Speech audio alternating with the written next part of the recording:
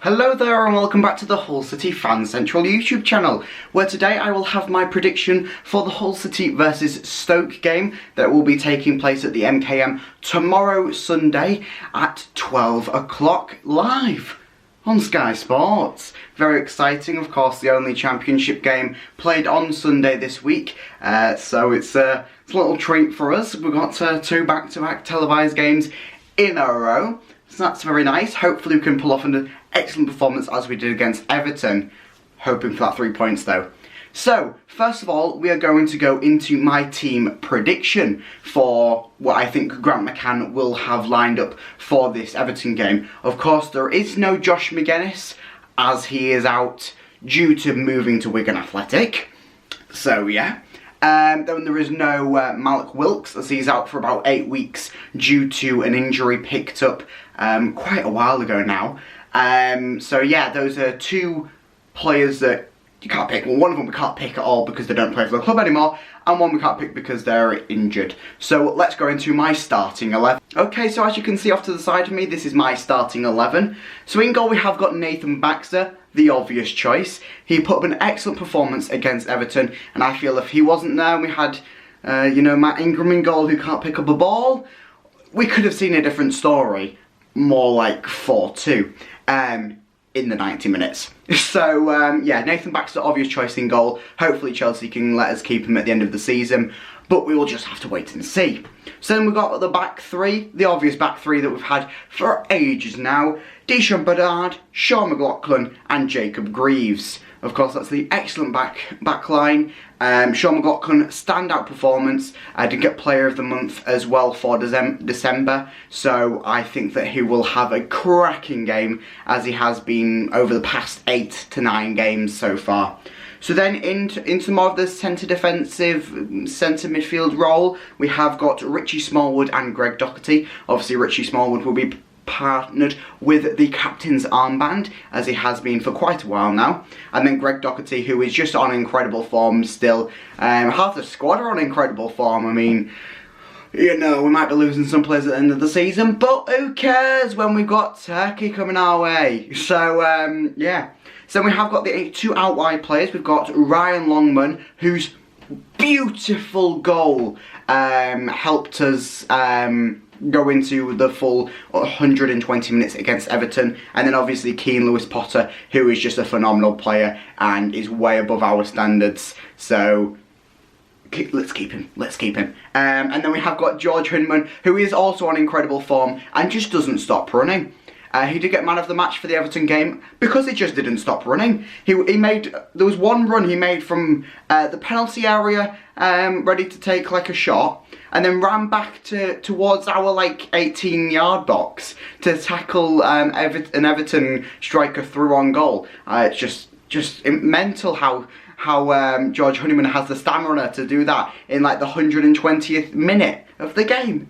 Stupid. And then of course up top, because we do have no Malik Wilks and no Josh McGuinness due to leaving us, we do have Tom Eaves and Tyler Smith. Tyler Smith getting his very first goal for Hull City against Everton. Nice. So yeah, that's a nice strike partnership, and I feel that this strike partnership should have been tested out earlier in the season.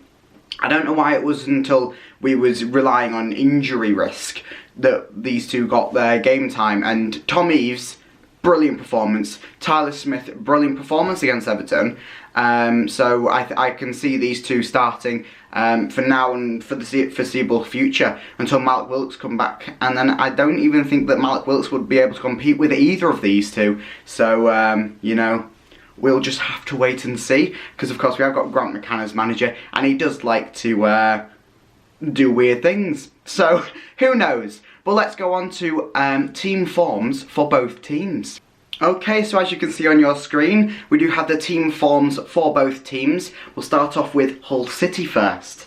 So of course we have lost 3 of the last 5 games and drawing 2 of them last 5. So it's looking a bit bad, but when you really look into it, performance-wise, we have been miles better than we were at the start of the season, bar the first game. And I feel that some of these losses, especially the Blackpool and Nottingham Forest one, and also the Everton one, they weren't losses within the team, they were losses within external things, such as the Everton one. It's a Premier League side, of course we was going to come in to lose, we just had to have the hope, and we put up a performance of a Premier League side. The Blackpool game, it was a bit of a dodgy decision by the ref, and overall performance, I feel for a good half of that game we were the better side. It was just unlucky that we didn't have, we had a lot of injury risk during that game, so that was a bit down to it. We just come off the COVID situation as well, so, you know. And then the Nottingham Forest game, what do I say about that? The referee was appalling. We shouldn't have lost that game. And then, of course, we did have the 2-2 draw to Bristol with their late-minute equaliser. So, of course, yeah, maybe should have won that game as well. And then the Reading game, I feel that the draw was justified for that. I could have seen us losing at some point during that, but I feel that's the weakest game out of the bunch, and we drew that one 1-1. So, you know, it swings and roundabouts. But I'm feeling confident coming into this Stoke game. But let's go over Stoke's recent form. So they do have 2 wins out of the last 5, 2 losses out of the last 5, sorry, and 1 draw out of the last 5. So they did get an FA Cup win against Leyton Orient 2-0. I mean, that's 2-0 against a side lower than them in the leagues. Really should be doing that. And then, of course, they did have that famous 2-1 loss to Derby, and also a 2-1 loss to Preston. Both back-to-back, both at home. So, you know. And then they had a 0-0 draw against Middlesbrough at home, and then obviously won 2-0 against QPR away. So their away form is looking a bit better than their home form. But, you know, what really can we do other than absolutely annihilate them? You know, it's just the aim of the game, really. But yeah, Stoke are a decent side. They're coming into this game in a decent position in the table. So, you know, really, what can we do other than annihilate them? Because they are sitting 10th in the table, and we're currently sitting 19th.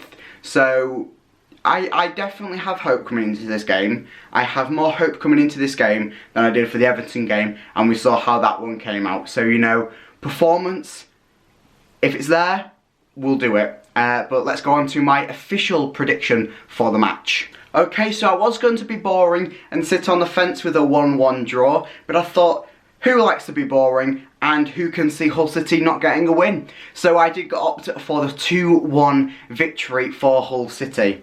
So that is going to be 2-1 for Hull City. I believe that the first goal will come from George Hinman, and the second goal, a nice goal from not Ryan Longman. I think that you have to have a gap after you've had an excellent goal like that. It'll be a Keane Lewis Potter goal, because he's not had one since that Nottingham Forest game, which he did get goal of the month for. So could we see another goal of the month for him?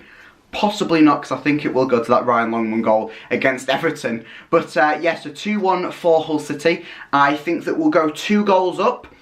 With George Hinman and then Keane Lewis Potter, and then Stoke will get a goal in the second half, make it 2-1.